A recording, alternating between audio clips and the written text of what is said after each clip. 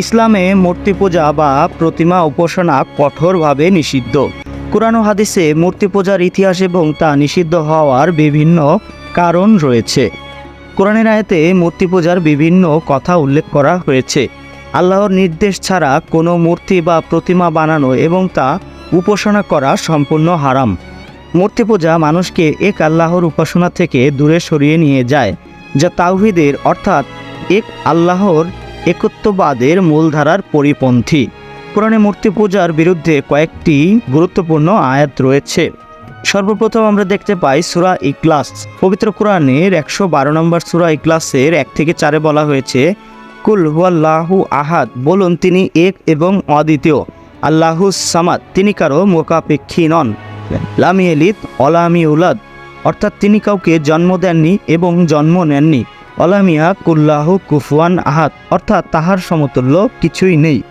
অর্থাৎ আল্লাহর কখনো সৃষ্টি হয়নি, তিনি কখনো জন্ম নেননি, কাউকে জন্ম দেননি এবং তাহার সমতুল্য অর্থাৎ তাহার আকার, আকৃতি, চেহারা এবং রূপ পৃথিবীর কোনো কিছুর সঙ্গে যার কোনো সম্পর্ক বা সাদৃশ্য নেই।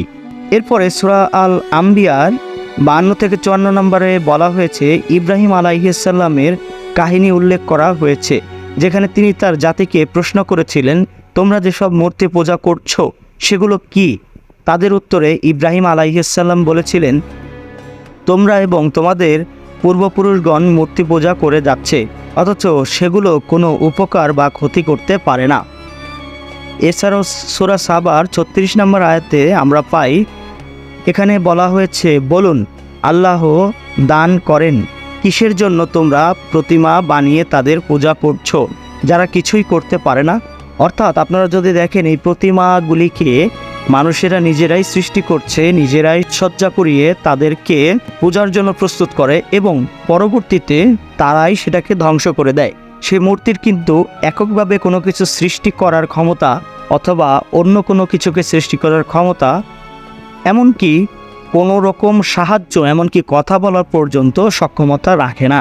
তবে কেন তাদের প্রতিমা তৈরি করে এবং একটি কৃত্রিম রূপ তৈরি করে তাদেরকে এখানে পূজা করা হয়, এটা কতটাই যুক্তিসঙ্গত?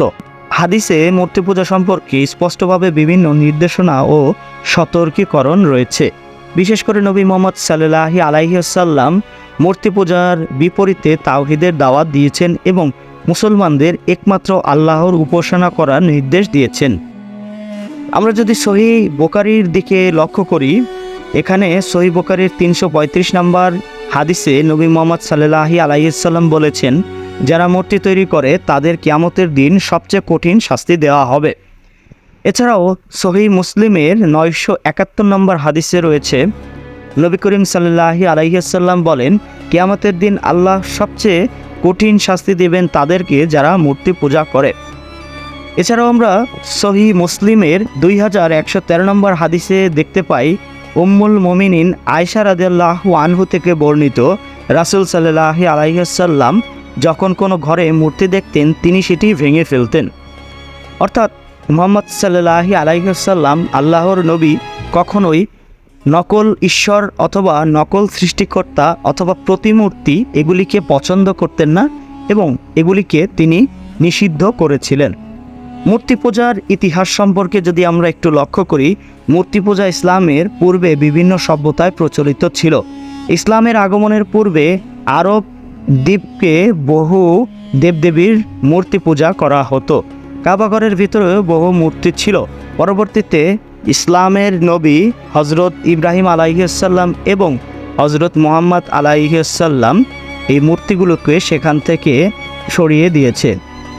নবী মুহাম্মদ সাল্লাল্লাহু আলাইহি ওয়াসাল্লামের দাওয়াতের সময় মক্কা বিজয়ের পর কাবা ঘর থেকে সব মূর্তি সরিয়ে ফেলা হয়েছিল এবং মানুষকে শুধুমাত্র এক আল্লাহর উপাসনার নির্দেশ দিয়েছিলেন। মোট কথা, কুরআন ও হাদিসে মূর্তি পূজার কোনো স্থান নেই এবং এটি ইসলামে সম্পূর্ণ নিষিদ্ধ, যা পরম সৃষ্টিকর্তা একমাত্র আল্লাহর শক্তির সঙ্গে, আল্লাহর ক্ষমতার সঙ্গে তুলনা করা হয়। এমন সৃষ্ট জগতের কোনো কিছুই ইসলামিক দৃষ্টিতে সম্পূর্ণ হারাম এবং এর কোনো রকম অনুমতি নেই। এবং যৌক্তিকতার দিক থেকেও এ ধরনের মূর্তি যেহেতু কোনো উপকারে আসতে পারে না, কোনো মানুষের কোনো উপকার করতে পারে না, সেহেতু এ ধরনের নকল মূর্তি তৈরি করা সম্পূর্ণ অযৌক্তিক এবং বিজ্ঞানে একেবারেই অসংলগ্ন।